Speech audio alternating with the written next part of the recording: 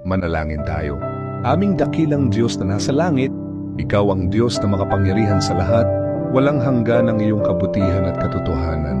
Kami po ay lumalapit sa inyong harapan na may pagpapakumbaba, nagpapasalamat sa bawat biyaya na inyong ipinagkakaloob sa amin.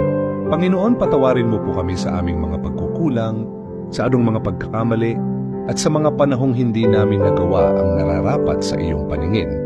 Linisin mo po ang aming puso at isipan upang kami ay maging karapat-dapat sa iyong harapan.